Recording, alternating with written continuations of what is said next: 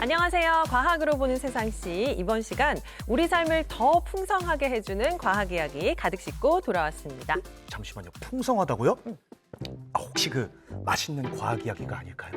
제가 최근에 아주 비밀리에 입수한 정보가 있는데 네. 요즘에는 말이죠. 땅에서 바다의 맛을 구현해낸다고 합니다. 뭐 땅에서 김을 생산하기도 하고요. 사막에서 양식도 가능하대요. 아니, 그걸 설마 이제 안 거예요? 이거 유명한 이야기잖아요. 이미 알고 계셨어요? 아니, 그럼요. 그러고 보니까 제작진들도 이미 벌써 다 알고 있는 내용이네? 저만 몰랐던 거예요? 아니, 남극에서도 상추를 키우는 게 우리나라인데, 네, 땅에서 수산물을 생산한다는 거 기본이죠. 최근에는 기후변화, 환경오염에 대비하기 위해서 더 다양한 품종을 안정적으로 생산하는 양식 기술이 급속도로 발전하고 있다고 합니다. 에? 아니 이 사실을 나만 몰랐다니 아이쿠 저 바보 같으니라고. 자, 그렇다면 바다를 육지로 옮겨낸 K 양식의 기술 도대체 어디까지 왔나요?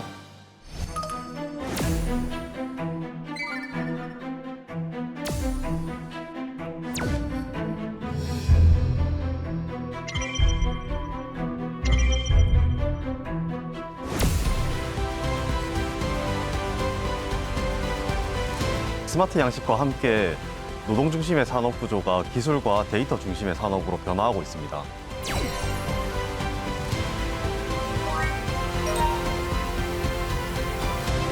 자연에 맡기던 어업이 이제 예측하고 통제 가능한 생산 시스템으로 진화하고 있습니다.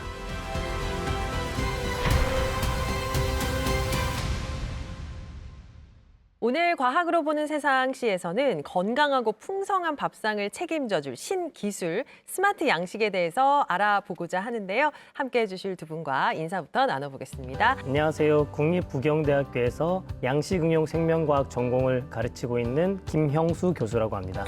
반갑습니다. 네, 안녕하십니까. 저는 국립수산과학원 첨단양식실증센터에서 스마트 양식에 관한 연구를 하고 있는 서준혁 연구사라고 합니다. 반갑습니다. 자, 최근에 환경 오염에 기후 변화까지 더해지면서 우리 식탁이 위협받은 지 오래됐습니다. 맞아요. 특히나 수산물의 경우에는요, 지구 온난화로 수온이 높아지면서 우리가 즐겨 먹던 어종에도 큰 변화가 일어나고 있다고 해요. 그렇죠. 현재 바다 상황 어떻게 보고 계세요? 네, 실제로 우리 바다는 지금 굉장히 빠른 변화가 있습니다. 그 가장 큰 원인 중에 하나가 수온 상승이라고 잘 알려져 있습니다. 예. 이러한 흐름으로 보여지는 대표적인 변화는 동해 명태의 상업적 어획이 사실상 사라졌다는 것입니다. 뿐만 아니라 오징어도 어획량이 급감하고 있는데요. 2024년 전국 영근의 살 오징어 생산량은 1년 전보다 42% 감소한 13,546톤, 역대 최저치를 기록했습니다. 2004년에 21만 3천 톤과 비교하면 약 20만 톤이 줄어든 것인데요. 사실상 16분의 1 수준까지 감소한 상황입니다. 네. 또 전국 오징어 생산량은 1990년대 이후 10만 톤 이상을 유지해 오다가 2017년 처음으로 10만 톤 이하로 떨어졌고 2021년에는 6만 1천 톤까지 감소한 이후 최근 3년 연속 감소세가 이어지고 있습니다. 갈치처럼 우리가 즐겨 먹는 어종들도 어획량이 줄거나 해마다 변동성이 커지면서 안정적인 공급이 점차 어려워지고 있습니다. 반면에 그 제주나 남해에서는 방어나 참다랑어 같은 아열대성 어종이 늘어나고 있습니다. 어종 자체가 바뀌고 있다고 보시면 되고요. 예전처럼 우리 식탁에 자주 오르던 어종들을 잡아서만 공급하기는 이제 어려운 상황이 만들어졌다. 이렇게 이해해 주시면 될 것 같습니다. 네. 뭐 명태, 오징어, 갈치 진짜 다 우리 좋아해요. 그 식탁에서 뺄 수가 없는 맞아요. 아주 맛있는 생선들인데 진짜 자꾸 침 나오네. 네. 김 얘기를 안 할 수가 없는데 음. 뭐 교수님도 그렇고 저도 그렇고 김씨잖아요, 그죠? 김 좋아하시죠? 맞습니다. 저도 김 엄청 좋아하거든요. 부담 없는 국민 반찬으로서 뭐 김을 또 빼놓을 수가 없는데 이 최근에 가격이 변동을 봤더니 많이 올랐어요. 맞아요. 많이 오르기도 했고. 그럼 이게 결국에는 그 지구 온난화, 해외 수면 온도가 상승한다. 이것도 다 연관이 있는 건가요? 네, 물론입니다. 당연히 이제 기후 변화의 영향이 있다라고 볼 수도 있고요. 허허. 김이 사실 바다에서 자라긴 하지만 환경에 굉장히 민감한 작물이라고 보시는 게 좋습니다. 작물로. 네, 그래서 수온이라든지 영양염류 그리고 해류에 직접적인 영향을 받게 되는데 최근에 이제 기후 변화로 인해서 겨울철 수온이 상승하는 폭이 좀 좁아지면서 예. 지금 적정 수온 구간이 많이 사라지고 있다고 보시면 될 것 같아요. 그러면 이제 생산을 하는 기간이라든지 생산 주기 같은 것들이 이제 급격하게 변하게 되고 그런 것들과 맞물려서 이제 수온의 상승으로 김 품질 자체에도 문제가 생기게 됩니다. 많은 병해라든지 아니면 외부 생물, 해적 생물 같은 경우에 이제 직접적으로 김에 타격을 줄 수 있는 네. 요인이 되고요. 최근에는 수출에 대한 비중이 굉장히 늘어나고 있습니다. 맞아요. 수출에 대한 비중이 늘어난다는 건 그만큼 해외 수요가 증가하고 있다는 뜻이고요. 그런데 이런 기후 변화 때문에 발생하는 문제점들 그리고 수요의 증가가 같이 맞물려서 가격 상승으로 이어진다고 생각하시면 될 것 같습니다. 여러 가지 요인이 복합적으로 작용을 한다. 네, 맞습니다. 자, 그러면 어쨌거나 다시 지구온난화 얘기로 돌아가면 이 바다 환경이 결국은 지금 달라지고 있는 거잖아요. 그러면 어업의 양상도 그에 맞춰서 지금 변하고 있는 게 맞겠네요. 2000년대 이전까지만 하더라도 이제 잡는 어업이 대부분이었고요. 네네. 대신 2000년대 이후부터 뭐 전략적인 품종들에 대해서는 양식 자체가 산업화되면서 그 생산성이 늘어나고 있습니다. 네네. 그래서 현재로서도 잡는 어업에서 점점 키우는 양식업으로 산업이 변화하고 있다고 생각하시면 될 것 같습니다. 그게 비중이 어느 정도 되는데요? 거의 저희가 먹는 수산물의 60% 정도가 지금은 양식산입니다. 그렇게나 많이 차지해요? 아니, 그렇게 많아요? 네, 맞습니다. 이제 이렇게 변화하는 이유가 몇 가지 들 수 있는데요. 환경 자체가 변화하다 보니까 어류들이 어디서 잡히는지, 어디로 이동하는지에 대한 예측 자체가 조금 어려워지기도 했고요. 그리고 또 한 가지 요인으로는 어촌계의 고령화가 있습니다. 점차 이제 젊은 인력들의 새로운 유입보다는 이제 점점 이제 나이 들어가시는 어민들이 더 늘어나고 있는 추세이고, 동시에 현장의 작업 환경 자체는 크게 개선이 되지 않아서 아직까지 높은 수준의 노동을 요구하고 있습니다. 그렇다 보니 사람은 점점 줄어가는 환경에서 다른 무언가 생산을 유지하기 위한 방법이 필요한데 그 때문에 이제 최근에는 점차 데이터 기반의 산업으로 약진하고 있습니다. 우리가 보통 이제 수산물을 구매할 때요. 네네. 원산지 확인은 요즘 많이 하거든요. 그렇죠. 그런데 이제 자연산이냐 양식이냐 이거는 크게 신경 쓰지 않는 경우가 많습니다. 그런데요. 이제 많은 분들이 보면 자연산이 더 좋다. 특히나 이제 영양 면에서도 더 뛰어나다. 이렇게 막연하게 생각을 하시는데 궁금합니다. 자연산과 양식 어떤 차이가 있을까요? 이거 진짜 중요한 질문인데. 네. 많은 분들이 자연산이 더 좋다고 생각을 하시는데요. 네. 실제로는 그렇게 단순하게 구분하기는 어렵습니다. 먼저 자연산의 경우에는 그 자연환경에서 다양한 먹이를 섭취하고 많이 움직이기 때문에 그 지방이 적고 조직이 단단한 편입니다. 또 식감이 이제 풍부하고 그래서 더 선호되는 경우가 많습니다. 반면에 그 양식 수산물의 경우에는 사육 환경과 먹이가 일정하게 관리되기 때문에 크기나 이제 품질이 균일하고요. 연중 안정적으로 공급이 가능하다는 점이 그 장점이 되겠습니다. 자, 최근 양식 기술이 급성장하면서 양식이 어렵다는 해조류도 육지에서 생산이 가능하게 됐다고 하는데요. 첨단 기술이 키우는 바다의 산물, 과연 어떤 모습일까요? 여러분, 드디어 때가 왔습니다. 바다의 반도체, 검은 금이라고 불리는 이 김. 저 김기환이 말입니다. 이 충남 바다의 김을 싹쓸이 하겠습니다. 아니, 그나저나 김을 따러 가야 된다는데 여기 근처에 바다가 없는데? 죄다 건물밖에 없는데요? 이거 어디로 가야 되는 거야? 기환 씨, 김 따러 오셨으면 이쪽으로 오셔야죠. 어디요? 실내로 들어가시죠. 실내? 네, 아니, 오세요. 김을 따러 가는데 왜 실내로 들어가? 아니, 저기 같이 가요. 아니, 연구사님, 그 김 양식장 데리러 간다고 하시더니만 왜 실내로 들어왔습니까? 저 지금 멀미약까지 먹고 왔는데 바다 그 배 탈까 봐. 오늘 이거 보러 오신 거 아닌가요? 이게 뭔데요? 김을 땅에서 양식하는 기술입니다. 에? 김을 땅에서 양식한다고요?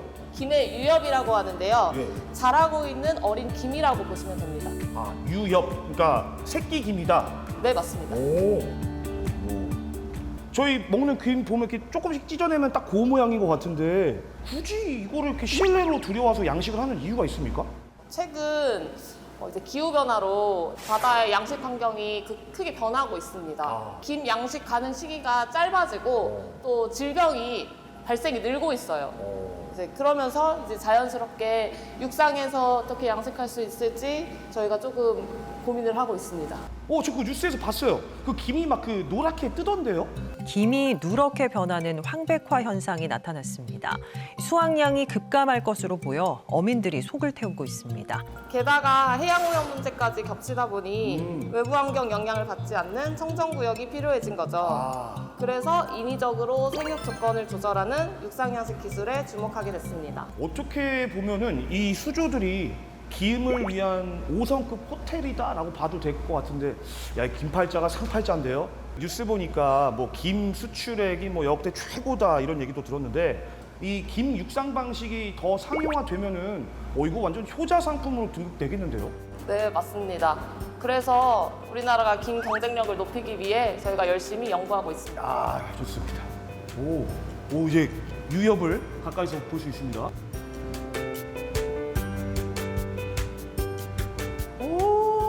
야, 그러니까 이게 이제 어린 김, 김의 아들, 김의 딸 그렇다는 거죠. 귀여워요. 뭔가 좀 소중하게 다루게 되네요. 지금 그러고 보니까 이 수조에 뭔가 장치들이 되게 많은 것 같은데 어떤 장치들이 있는 거죠? 김 육상양식은 김의 최적 조건을 육상에서 이제 구현해내는 게 가장 큰 핵심입니다. 네. 김 엽채에서 바로 반포자 방출을 유도하고 이 방출된 포자를 수조에서 환경 제어를 통해 성엽으로 육성하는 김 양식 방법입니다. 또한 대량 배양 장치 기술입니다. 이 수도 가운데 에어레이션을 설치하고 김 엽채가 가라앉지 않게 해주고 이 냉각 코일을 통해 수온을 일정하게 유지할 수 있게 해주는 장치입니다. 수온이나 조명, pH, 영양염 등 다양한 조건을 인공적으로 조절합니다. 여기에 우리 연구소만의 특허 기술이 들어있습니다.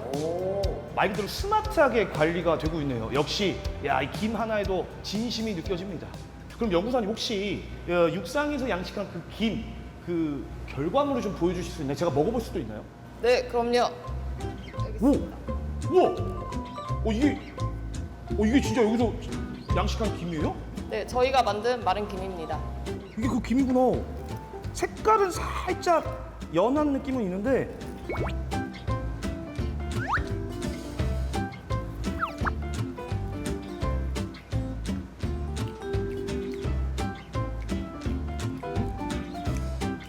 진짜 이거 눈 감고 먹으면 뭐 설명 안 듣고 먹으면 그냥 일반 저희가 먹는 김이랑 똑같은데요? 야, 이거는 박수. 와. 야, 하이파이브. 야, 이거 대단하네요. 아까 처음에 김을 육상에서 양식한다고 했을 때 그게 무슨 말도 안 되는 소리지 했는데 직접 와서 보고 또 설명도 듣고 하니까 야, 육상 양식 김 앞으로가 더 기대됩니다. 혹시 계획이 어떻게 되시나요? 저희는 김 연중 생산을 통해 앞으로 안정적인 가격과 좋은 품질의 김을 항상 국민들의 식탁 위에 올릴 수 있도록 열심히 노력하겠습니다. 저도 김씨잖아요. 우리 연구사님도 김씨고 저희 또 우리 한국인의 밥상에서 김을 떼면 뭐 논할 게 없지 않습니까? 예. 그런 의미에서 저도 좀 어떻게 집에서 한번 키워볼 테니까 유역 좀 분양을 해주실 수 있을까요? 안 됩니다. 그러면 죄송한데 요거라도 제가 좀 어떻게 가져갈 수 있을까요? 밥 반찬이라도 좀 먹게. 네, 가능합니다. 고맙습니다. 자, 육상 양식김 파이팅! 김미. 보통 그 김 하면 떠오르는 그 이미지 중에 하나가 넓은 바다에 이렇게 까맣게 펼쳐져 있는 말 그대로 김밭을 떠올리시잖아요. 야, 근데 제가 이번에 직접 그 현장 가서 육상 김을 보고 나니까 이제는 그냥 이 투명 원통 유리통 안에서 그냥 김이 계속 돌아가면서 거기서 생산이 되더라고요. 네. 진짜 이 K 과학의 그 위상이 대단하다는 생각을 해보게 됐습니다. 자, 바다의 김 못지않게 진한 향 그리고 맛도 거의 비슷하더라고요. 이 육지의 김 아마 조만간에는 네. 우리 식탁에 오를 수 있지 않을까라는 생각도 조심스럽게 해봅니다. 다음에는 저도 기원 씨를 좀 따라가겠어요. 같이 갑시다. 화면 네. 보니까 그 투명 유리통 속에서 이제 자란 양식김의 맛이 네네. 너무너무 궁금해집니다. 예. 자, 우리나라는 수산물 소비량이 높은 국가로 알려져 있는데요. 네. 그만큼 수요가 크다 보니까 양식 기술도 좀 빠르게 발전해 오지 않았을까라는 생각이 듭니다.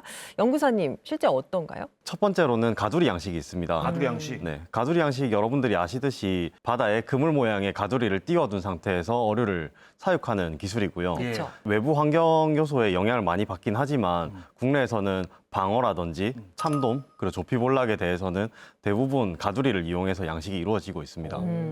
그리고 다음으로는 유수식 양식도 있습니다. 유수식? 네. 이름 그대로 물을 계속해서 흘려주는 방식이라고 보시면 될 것 같아요. 그래서 육상에서 사육 수조에 어류를 수용하고 외부에서 물을 취수해서 이제 계속 흘려주는 방식이고, 이 부분 같은 경우에는 넙치, 그 광어죠.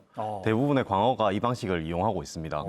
그리고 이제 최근에 각광받고 있는 순환여가 방식이 있습니다. 이름 그대로 사육수를 계속해서 재사용하는 방식인데요. 시설 자체에 수처리 시스템을 구비해둬서 자체적인 수처리를 통해 물을 정화해서 다시 사용하는 방식이라고 보시면 되겠습니다. 세 가지 방법을 지금 얘기를 해주셨는데, 자 그러면 교수님, 우리나라에서 많이 좀 양식을 하고 있는 어종 이 뭐가 있을까요? 광어, 우럭은 무조건 들어가 있을 것 같고요. 네, 맞습니다. 예. 그 우리나라에서 좀 많이 생산 양식되는 품종은 크게 두 가지 흐름으로 볼 수가 있습니다. 네. 그 먼저 소비가 많은 어종으로는 말씀하신 것처럼 광어와 우럭 오. 아, 같은 어류가 대표적이고요. 저도 많이 먹었어요. 그렇죠. 네. 그리고 이제 횟감으로 수요가 꾸준하다 보니까 양식 비중도 상당히 높은 편입니다. 그런데 이런 어종들은 환경 변화에 매우 민감한 그런 특징이 있습니다. 예를 들면 그 광어나 우럭의 경우에 수온이 25도를 넘으면 성장이 거의 멈추고, 그리고 반대로 5도 이하로 떨어지면 그 폐사율이 크게 증가하는 경향이 있습니다. 또 이제 산소 농도 같은 그 수질 조건이 조금만 변하더라도 스트레스를 받거나 건강 상태가 악화될 수가 있는데요. 이렇게 생육 환경에 따라서 생산량이 이제 크게 달라지다 보니까 결국 어가의 수익성에도 그런 영향을 직접적으로 주게 됩니다. 여기에 더해서 이제 전복이나 또 뱀장어 같은 이제 고부가 가치 어종의 양식도 많이 이루어지고 있는 상태입니다. 예. 특히 전복은 우리나라에서 수출 비중도 상당히 높아서 그 어가 소득과 직결되는 중요한 품종이고요. 해조류의 경우에는 우리 잘 아는 김, 다시마, 미역이 이제 대표적인데, 네. 김은 자동화된 생산과 가공을 통해서 수출 산업으로 연결된 매우 성공적인 사례라고 볼 수가 있습니다. 이처럼 이제 양식은 그 단순한 식량 생산을 넘어서 수익성과도 밀접하게 연결이 되는 큰 산업이다라고 생각하시면 좋을 것 같습니다. 그 이제 설명해주신 양식의 종류들을 다시 한번 쭉 생각해 보니까 네. 이제 바다에서 하는 경우가 대부분인 것 같아요. 그렇죠. 예. 특히 가두리 양식 같은 경우에는 이제 바다에 의존하는 방식이다 보니까 기후 변화라든지 환경 변화의 영향을 피하기 어려울 것 같습니다. 어떤가요? 네, 맞습니다. 가두리는 기본적으로 바다 환경 그 자체를 이용하기 때문에 당연히 몇 가지 구조적인 한계점들을 가지고 있습니다. 가장 첫 번째로는 상대적으로 높은 밀도의 생물을 수용을 하고 있기 때문에 질병이 발생했을 때 이제 확산이 빠르고요. 어류들이 많이 뭉쳐 있기 때문에 부분적으로 산소 공급에 문제가 발생하기도 합니다. 그리고 먹이 공급이라든지 성장 관리가 완전하게 통제되는 환경이 아니다 보니 이제 생산하는 어류의 크기라든지 개체 간의 차이가 많이 발생할 수 있다는 단점이 있습니다. 그리고 양식장 위치가 외부 환경 변화에 따라서 무언가 어장을 옮기거나 하는 일들이 쉽지 않기 때문에 네. 구조적인 측면에서의 이런 한계점들을 가지고 있다라고 생각하시면 되겠습니다. 그러니까 환경을 통제하기가 좀 쉽지 않다. 어렵다. 네, 맞습니다. 그러니까 저희가 오늘 이 주제를 선정한 거 아니겠습니까? 그런 그 바다의 어떤 환경 변화에 전혀 영향을 받지 않는 그런 양식 환경을 만드는 게 굉장히 좀 중요해 보이는데, 뭐 여기에는 앞서 제가 직접 현장에 갔었던 그 육상 김도 포함이 될 거고요. 이 말고 좀 어떤 기술들이 지금 개발되고 있나요? 사실 우리나라에서는 이미 이제 1970년대부터 국가 주도적으로 양식 기술 개발이 시작됐습니다. 예. 특히 이제 2000년대 이후에는 사료와 종자 기술이 발전하면서 양식의 생산성이 크게 높아지기 시작했습니다.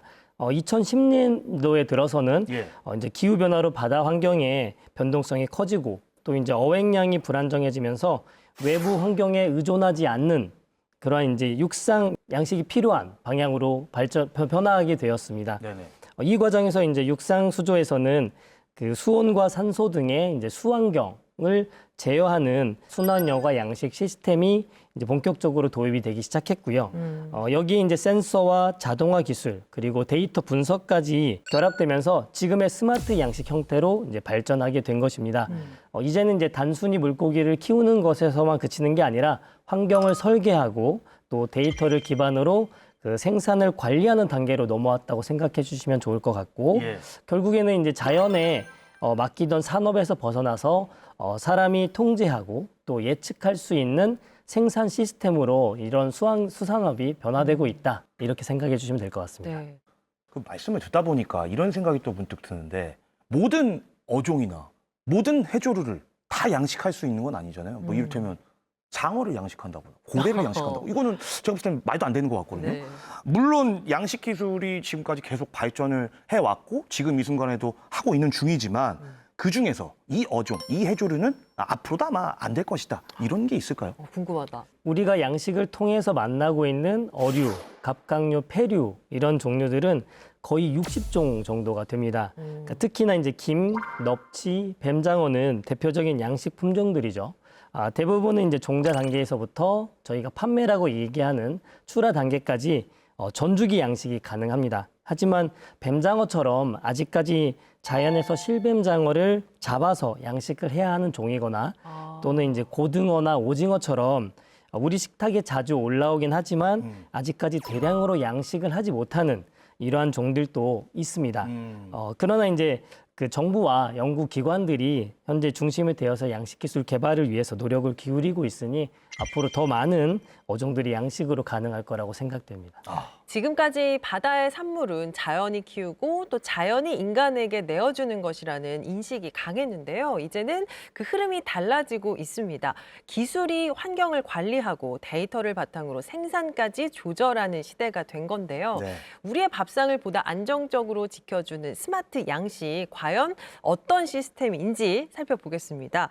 현재 우리나라를 대표하는 스마트 양식 기술 어떤 것들이 있나요? 대표적인 기술로는 그 AI 기반 스마트 양식 기술을 들 수가 있습니다. 그 이 시스템은 양식장의 수온이나 산소 그리고 수질 같은 환경 정보를 센서를 통해서 실시간으로 수집하고 그 데이터를 바탕으로 최적의 생육 조건을 자동으로 조절하는 방식입니다. 여기에 이제 AI가 결합이 되면서 네. 물고기의 상태나 먹이 반응 그리고 질병 징후까지도 분석해 보다 정밀하게 이제 관리할 수 있는 단계로 발전하고 있고요. 네네. 그 전복이나 뱀장어처럼 그 이런 환경 변화에 민감하고 또 수익성이 높은 어종에도 점차 도입이 확대되고 있습니다.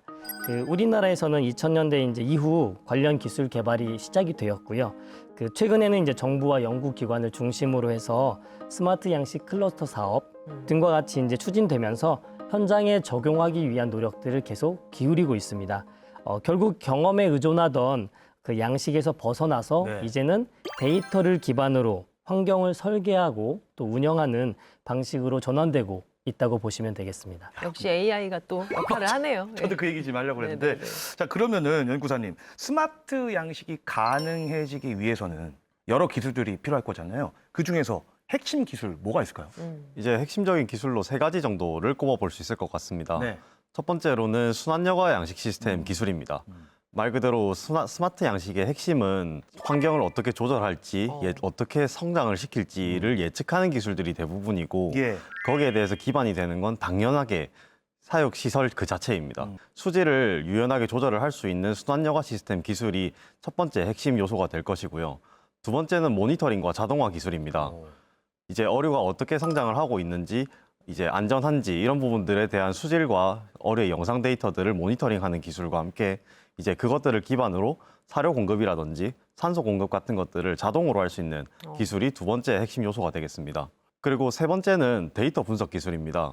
양질의 좋은 데이터들을 많이 얻는 것들도 중요하지만 이것들을 어떻게 활용할지에 대한 문제들이 더 중요하다고 생각이 됩니다. 예. 이제 축적된 데이터들을 기반으로 해서 어류의 성장을 예측하거나 질병 발생을 예측한다라거나 이러한 여러 가지 데이터 활용 기술들이 개발이 되고 있고요. 최근에는 아까 말씀하셨던 이제 AI 기술의 발전으로 인해서 스마트 양식 분야에도 AI를 도입해서 이러한 예측이라든지 모니터링을 수행을 하는 기술들을 개발을 하고 있습니다. 그 말씀해주신 것들 중에서 우리나라가 이제 다른 국가들에 비해서 좀 독보적이다 하는 기술이 있다면 뭘까요? 사실 특정 기술 하나를 딱 꼽기보다는 이제 우리나라가 몇 가지 분야에 대해서는 구조적인 측면에서 조금 유리하다라고 생각은 해볼 수 있을 것 같습니다. 이제 첫 번째로는 아무래도 우리 통신 쪽 인프라에 대한 부분입니다. 네. 이제 국내 같은 경우에는 고밀도 센서망이라든지 클라우드 기반 양식 데이터들을 수집하기 위한 세계 상위 수준의 ICT 기술과 통신망을 가지고 있습니다. 이제 이러한 부분들에서 첫 번째 이점이 될 것이라고 판단이 되고요. 두 번째는 이제 산업이 발전하는 형태를 보셔야 될 것 같습니다. 네. 국내 같은 경우에는 스마트 양식 기술이 연구개발 단계에서 끝나는 것이 아니라 예. 현장의 실증과 여러 가지 이제 부차적인 산업으로의 확산이 동시에 이루어지고 있습니다. 그렇기 때문에 산학연이 통합적으로 함께 움직이는 산업 발전이 이루어지고 있다는 점이 고무적이라고 보시면 될 것 같습니다.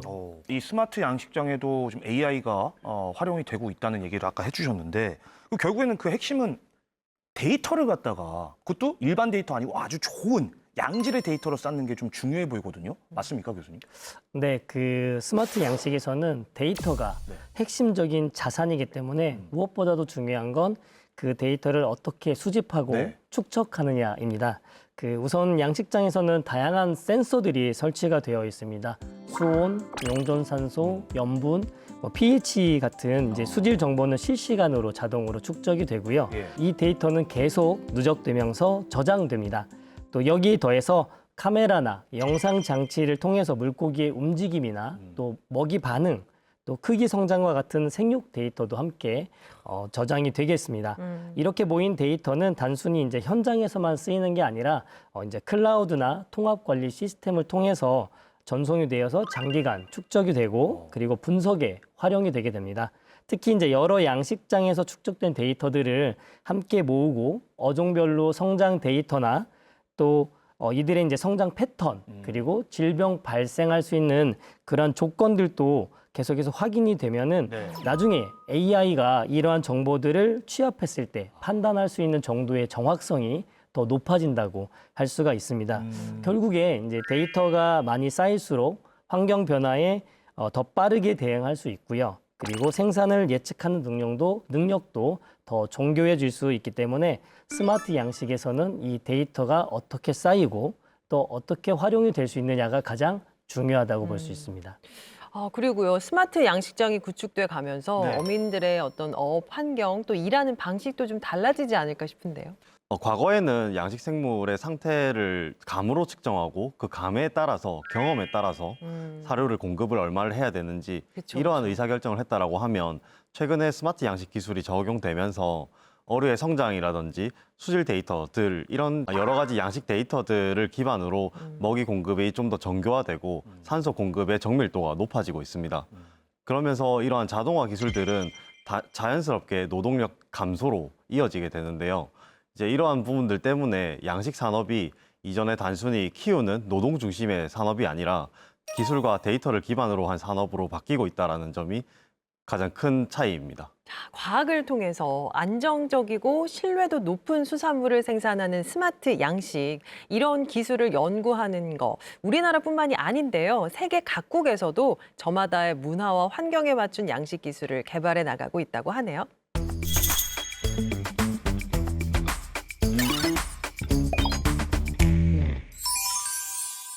스마트 양식 기술 분야의 선도국은 어디일까요?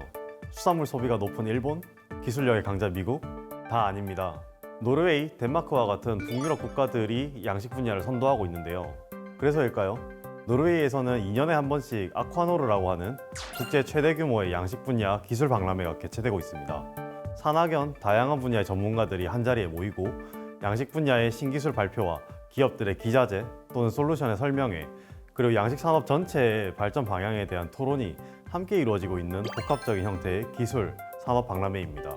이 때문에 현재 수산 양식 분야의 시장 흐름과 선도국들의 연구개발 방향을 직접 체감하고 파악할 수 있는 자리가 됩니다. 여기에서 볼 수 있는 국제적 스마트 양식 기술 동향은 어떨까요? 가장 먼저 눈에 띄게 성장하는 기술 부문은 스마트 양식장 운영 소프트웨어와 솔루션들입니다. 이 부분은 한마디로 지능화라고 볼 수 있습니다.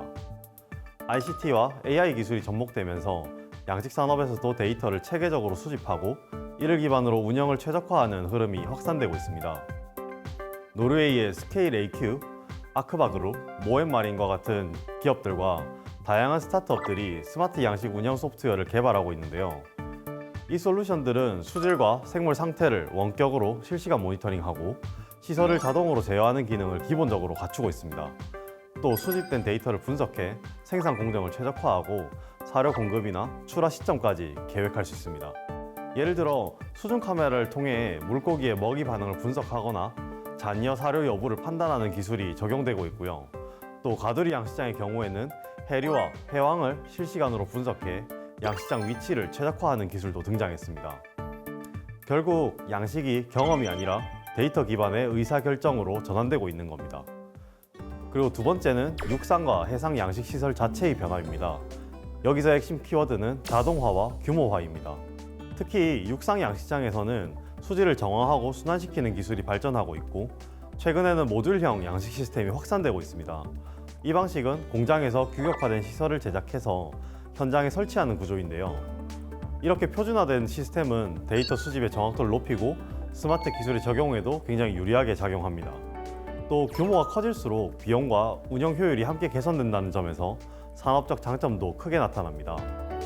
실제로 이러한 시설들을 제공하는 기업들은 시설 자체 또는 하드웨어뿐만 아니라 운영 소프트웨어까지 함께 제공하며 통합관리 체계를 구축하고 있습니다. 마지막은 양식 부산물과 노폐물의 재활용 기술입니다. 여기에서의 핵심 키워드는 지속 가능성입니다. 양식 과정에서는 생물의 분변이나 잔여 사료 같은 노폐물들이 발생합니다. 이것들을 그대로 배출하면 환경에 직접적인 부담을 줄 수 있습니다. 그래서 최근에는 이러한 물질들을 응집, 탈수해서 처리하거나 자원으로 재활용하는 기술이 발전하고 있습니다. 환경과 식품 안전을 동시에 고려하는 것이 이제 양식 산업의 기본 조건이 된 것입니다. 정리해보면 현재 글로벌 양식 산업은 지능화, 자동화와 규모화, 그리고 지속 가능성이라는 세 가지 방향으로 발전하고 있습니다. 이 흐름 속에서 우리나라 역시 기술 개발과 산업 전략을 함께 고민해야 할 시점입니다. 양식 기술만 있으면 언제 어디서든지 이제 수산물을 양식할 수 있으니까, 키워낼 수 있으니까 이제는 뭐 환경과 지역에 따라 이런 수식어는 점차 없어지지 않을까 생각을 해봅니다. 그러네요. 네. 네, 이렇게 스마트 양식이 중요한 산업으로 떠오르면서 정부 차원의 지원과 정책도 활발하게 추진되고 있다고 합니다. 자, 현재 우리나라에서 어떤 정책들이 좀 실행이 되고 있나요? 대표적으로는 스마트 양식 클러스터 조성 사업을 들 수가 있습니다. 오. 부산, 경북, 전남 등 이런 주요 지역에 기술 개발과 실증 그리고 교육이 함께 이루어지는 그 집적형의 양식 단지를 구축하는 사업인데요. 여기에 더해서 최근에는 스마트 양식 기술을 단계적으로 고도화하는 방향으로도 추진되고 있습니다. 초기에는 그 IoT를 활용해서 양식 환경을 모니터링하고 제어하는 단계에서 시작했지만 이후에는 이제 데이터를 기반으로 자동 제어가 이루어지고 예. 빅데이터를 활용해서 최적의 생육 환경을 만들어가는 단계 그리고 최종적으로는 그 생산량과 수요까지도 예측하는 지능형 시스템으로 발전시키는 것이 목표입니다. 네. 그 또 산업적인 측면에서도 단순 생산을 넘어서 그 수산 종자 산업을 육성하고 스마트 양식 단지를 조성해서 기술과 생산이 함께 성장하는 구조를 만들어가기 위한 노력을 기울이고 있습니다. 최근에는 양식장을 청년이나 귀여인들에게 임대하고 또 기술 교육과 창업, 지원을 연계하는 정책도 활발하게 추진되고 있어서 인력과 산업 기반을 동시에 확대하고 있는 상황입니다. 클러스터라는 개념이 양식에까지 적용될 거라고는 맞아요. 생각도 못했는데, 자, 그러면 이 양식 클러스터 지금 실제 현장에서는 어느 정도까지 지금 적용이 된 건가요? 네, 지금 스마트 양식 클러스터는 단순히 몇몇 지역에 국한된 사업이 아니라 점차 확장이 되고 있는 상황이라고 보시면 되겠습니다. 정부 주도하에 이제 전남이라든지 경북 등 여러 지역의 클러스터를 수립하는 것으로 되어 있는데요. 네. 그 외에도 이제 클러스터들 간의 데이터의 공유라든지 AI 활용을 위해서 부산시에서는 데이터 센터 건립을 추진을 하고 있고요. 또 경북 포항에서는 연어 양식 특화 단지를 중심으로 연구부터 생산, 가공, 유통까지를 모두 아우르는 형태의 산업형 클러스터가 구축되고 있습니다. 네. 네, 그리고 강원 지역 같은 경우에는 스마트 양식과 푸드테크를 결합해서 이제 협의체가 출범하는 등의 여러 가지 클러스터와 관련되어 있는 여러 가지 프로젝트가 확산되고 있는 상황입니다. 그래서 지역별 특성에 맞게 클러스터가 확대되고 있는 상황에서 단순히 양식장을 만드는 수준을 넘어서 예. 이제 데이터, 연구, 산업이 함께 병합해서 산업을 발전시켜 나가는 형태라고 보시면 되겠습니다. 네. 그럼에도 불구하고 이제 조금 걱정이 되는 거는 스마트 양식하면 기본적으로 시스템을 갖춰야 되기 때문에 그렇죠. 일반 어민들이 접근하기는 조금 힘들지 않을까? 그런 걱정도 돼요. 어떤가요? 말씀하신 것처럼 스마트 양식은 일정 수준의 시설과 그 기술이 필요하기 때문에 초기 진입 장벽이 높은 편입니다. 그 특히 이제 순환여과 시스템이나 자동화 설비 같은 경우에는 설치 비용이 크고 운영을 위해서 이제 데이터나 장비를 이해할 수 있는 그런 역량도 필요한 상황이라서 어떤 이제 어업인들에게는 굉장히 큰 부담으로 작용을 할 수가 있습니다. 네네. 이런 문제들을 해결하기 위해서 정부에서는 스마트 양식 클러스터에 이제 공공 이용 시설을 통해서 초기 이용 그 부담금을 좀 낮추고 있습니다. 또 기술 이제 교육이나 컨설팅 지원 같은 걸 통해서 어민들이 단계적으로 스마트 양식에 적응할 수 있도록 하는 그런 지원 체계도 지금 네. 마련하고 있는 상태고요. 결국에 이제 스마트 양식은 단기간에 모두가 전환하기보다는 네. 기존에 있는 시설들 그런 방식들을 병행하면서 아. 점진적으로 확대하는 방향으로 나아가게 된다고 보시면 될 것 같습니다. 앞으로 이 우리나라의 이 스마트 양식이 조금 더 자리를 잡고 상용화되고 보편화되기 위해서는 어떤 부분이 보완돼야 된다고 보십니까? 이제 문제점들을 고쳐 나가야 되겠죠. 그렇죠, 네. 그렇죠. 그래서 첫 번째로는 이제 시설 초기 투자 비용과 이제 운영 비용에 대한 좀 완화가 필요하다라고 생각됩니다. 아무래도 이제 이 부분이 스마트 양식에서는 굉장히 높게 다가오기 때문에 일반적인 이제 어민들이 이 산업에 참가하기에는 생각보다 높은 진입 장벽이 되고 있습니다. 그렇죠. 두 번째로는 어민들의 디지털 수용성입니다. 실제 현장에 계신 분들도 우리가 디지털 이런 기술들을 이용을 해야 된다라는 걸 인지를 하고 있지만 이제 거기에 대한 제반 지식이 부족하다거나 아니면 경험이 부족해서 네, 진입하지 못하는 경우들이 다수 있습니다. 그렇기 때문에 이걸 해결하기 위해서는 아무래도 공공 차원에서의 교육이라든지 직접적인 현장 실습 이런 것들이 중점이 되어야 된다고 판단을 하고 있습니다. 맞네요. 네. 그리고 무엇보다도 디지털 전환의 이점을 확인할 수 있는, 체감할 수 있는 그런 성공 사례들을 우리가 많이 만들어 나가고 예. 공유해 나가야 된다고 생각합니다. 네. 저희가 이제 스마트팜 얘기도 많이 했었잖아요. 많이 했죠. 네. 스마트팜 기술 같은 경우에는 뭐 해외로 수출도 되고 성과를 이미 내고 있다고 하는데 스마트 양식 기술은 어떤지 궁금해요. 해외 수출이라든지 아니면 수출 그 한 사례 같은 게 있나요? 그 스마트 양식 기술이라고 하는 게 이제 굉장히 좀 폭넓게 볼 수 있긴 한데요. 그 해외 진출 사례가 나타나고 있습니다. 오. 대표적으로는 그 중동 지역의 사하라 사막과 같은 극한 환경에서 이제 바이오 플락 양식 기술이라는 기술을 활용해서 새우 양식이 현재 이루어지고 있습니다. 사막에서 새우를요. 네네. 네. 네. 뭐 잘 알려진 저희의 이제 성공 사례로 사실 소개도 와. 많이 되고 있는 신기하다. 기술이긴 합니다. 예. 그 이처럼 그 외부 환경이 부족한 이제 그런 지역에서도 수질과 수온 같은 것들을 이제 인공적으로 잘 통제만 되면. 제어하면서 이러한 기술을 적용하면 또 하나의 스마트 양식의 새로운 적용 분야로 또 새로운 모델로 개발할 수 있을 거라고 생각이 되고요. 예. 사실 아직까지는 이제 국내에 있는 스마트 양식 기술이 해외에 크게 진출하거나 수출 사례가 공식화되어 있지는 않지만 계속적으로 기술 개발을 하고 있기 때문에 충분히 이루어질 수 있을 거라고 예상하고 있습니다. 네. 자, 과학으로 보는 세상시 지금까지 예측하기 어려운 자연 환경을 과학 기술로 관리하고 안정적인 생산까지 가능하게 만든 스마트 양식에 대해서 이야기 나눠봤는데요. 네. 이제는 바다를 어떤 자연의 영역이 아니라 사람이 설계하고 운영하는 공간으로 바라봐야 될 것 같습니다. 자, 앞으로 스마트 양식의 발전과 함께 어업이 또 어떻게 발전하게 될까요? 이제 앞으로 어업 자체의 변화는 단순히 뭔가 기술적인 변화라기보다는 산업 자체의 구조가 변한다라고 보시면 될 것 같습니다. 특히 이제 스마트 양식 기술이 확대되면서 이제 생산 시기와 생산량에 대한 확실한 예측이 가능해질 것이고요. 그것에 따라서 이제 유통이 함께 움직이게 될 겁니다.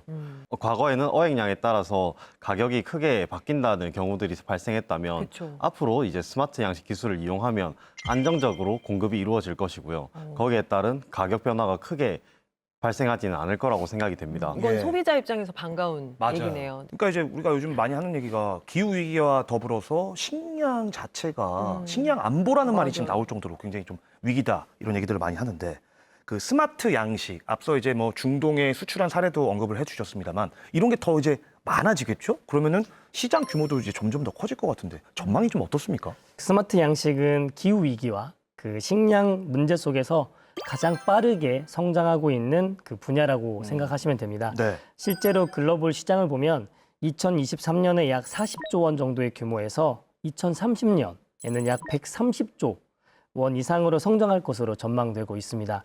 이처럼 시장이 빠르게 확대되는 이유는 그 기후 변화로 인해서 자연 어획이 점점 불안정해지고 또 안정적인 식량 공급에 있어서의 수요가 계속해서 커지고 있기 때문인데요. 네. 우리나라 역시도 이러한 흐름 속에서 스마트 양식 시장이 점차 확대되고 있는 추세입니다. 정부 주도의 스마트 양식 클러스터 조성 사업, 또 AX 대전화, 스마트 수산업 사업 등이 이제 본격화되면서 관련 산업 규모와 투자도 꾸준히 증가하고 있는 추세입니다. 네. 특히 이제 양식, 기존에 있는 양식업을 자동화, 데이터 기반으로 전환하려는 움직임들이 이제 많아지고 있으면서 단순하게 생산하는 방식에서 넘어서서 하나의 첨단 산업으로 빠르게 성장하고 있다고 보시면 되고요. 결국에 이제 스마트 양식은 단순한 수산업의 변화가 아니라 네. 그 식량과 또 산업을 동시에 책임지고 있는 차세대의 유망한 성장 산업이다라고 보시면 좋을 것 같습니다. 네. 자, 최근의 과학기술 AI의 등장과 함께 정말 눈부시게 발전하고 있죠. 스마트 양식 기술 역시 빠르게 진화해 나가고 있는데요. K 스마트 양식, 차세대 K 스마트 양식 기술로 주목되는 기술이 있다면 어떤 게 있을까요? R&D 측면에 있어서는 뭐 데이터의 분석이라든지 환경 모니터링, 그리고 양성이나 수처리 시스템 자체에 대한 시뮬레이션까지 가능한 수준에 도달했습니다. 네, 예시적으로는 이제 디지털 트윈이라는 기술을 활용해서 네, 차세대 플랫폼을 개발하는 사업이 이미 진행된 바 있고요. 아니, 디지털 트윈이 지금 거기에도 적용이 돼요? 네, 맞습니다. 실제로 가상현실 공간에 실존하고 있는 양식장을 그대로 옮겨와서 우와. 모든 사항들을 데이터로 분석하고 예측, 시뮬레이션을 할 수 있는 기술까지 현재 개발이 됐고요. 그리고 이제 동시에 이제 동적 제어라든지 AI 기술의 적용으로 인한 통합 운영, 자율 운영 시스템 같은 것들을 계속해서 연구 개발을 추진하고 있는 상황입니다. 예, 좋습니다. 자, 스마트 양식이 이제 보편화되면 전 제일 궁금한 게 우리 밥상이 어떻게 좀 바뀔까? 예, 뭐 지금 먹는 광어, 우럭 이게 사라지진 않겠죠? 뭐 새로운 어종이 올라올 수도 있다든지 뭐가 있을까요? 그 제가 생각하고 있는 그 스마트 양식의 가장 중요한 점 중에 하나가 스마트 양식을 통해서 생산되고 있는 이러한 수산물들은 우리 식탁에 올라올 때까지 어디에서 어떻게 무엇을 먹고 자라는지에 대한 그 이력을 정확히 알 수 있다는 점입니다. 그러네요. 또 잘 만들어진 자동화 그 공장처럼 수산물의 생산과 유통, 판매가 이루어질 수 있다는 점이고요. 그럼 이제 우리는 더 안전하고 투명한 수산물을 마음껏 편하게 먹을 수 있는 거고요. 또 업 현장에서도 힘이 덜 들고 또 안전하게 자연 환경도 더 지키면서 맛있는 수산물을 우리에게 이제 판매할 수 있는 그런 기회라고 생각합니다. 네. 우리 어민과 우리 소비자들이 서로 그러니까 윈윈하는 그런 산업이 되지 않을까라는 생각이 듭니다. 네. 자, 이제 바다는 더 이상 기다리는 공간이 아니라 설계하고 생산하는 공간으로 바뀌고 있습니다. 스마트 양식은 단순한 기술을 넘어서 우리의 식량과 산업의 미래를 바꿔가고 있는데요. 그 변화의 흐름을 과학으로 보는 세상 C에서도 계속해서 지켜보겠습니다.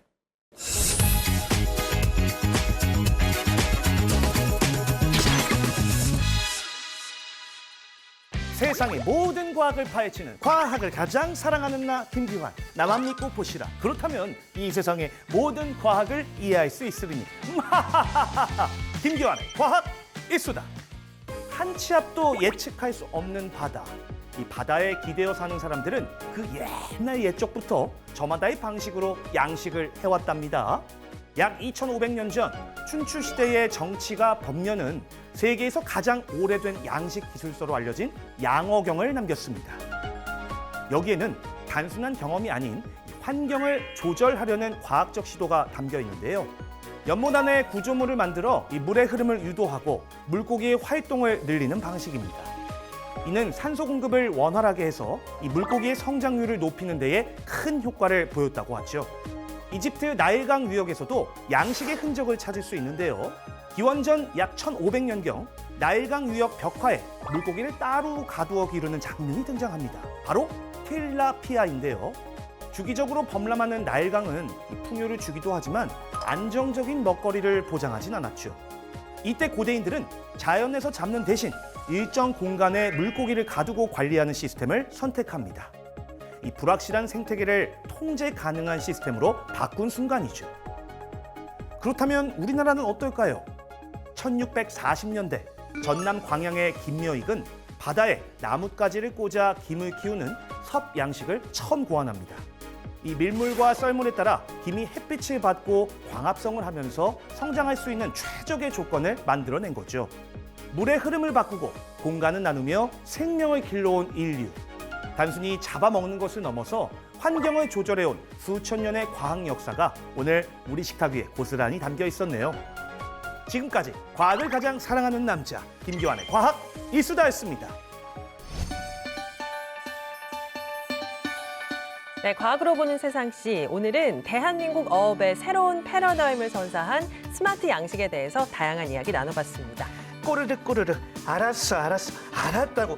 얘가 지금 배가 엄청 고픈가 봐요. 녹화 끝났으니까 우리 뱃속에 말이지 광어, 우럭, 도다리회, 그다음에 다금바리회 딱 넣어주고 미역국에 밥 말아 먹고 마지막에 디저트로 새우 버거까지 딱 넣어줄게. 제가 왜 이런 얘기를 하느냐. 제가 또 별명이 물고기 왕이잖아요. 오늘 그 두 분 말씀 듣고 보니까 일반 국민들이 할 수 있는 게 뭐가 있을까 계속 고민했거든요. 네네. 답은 간단합니다. 그냥 평소에 수산물과 해조류 이런 것들 더 많이 소비해 주시면 된다. 이것만 기억하시면 되겠습니다. 예, 일리가 없는 듯 하지만 또 있는 네, 이야기였습니다. 네. 두 분 어떠셨는지 궁금한데요.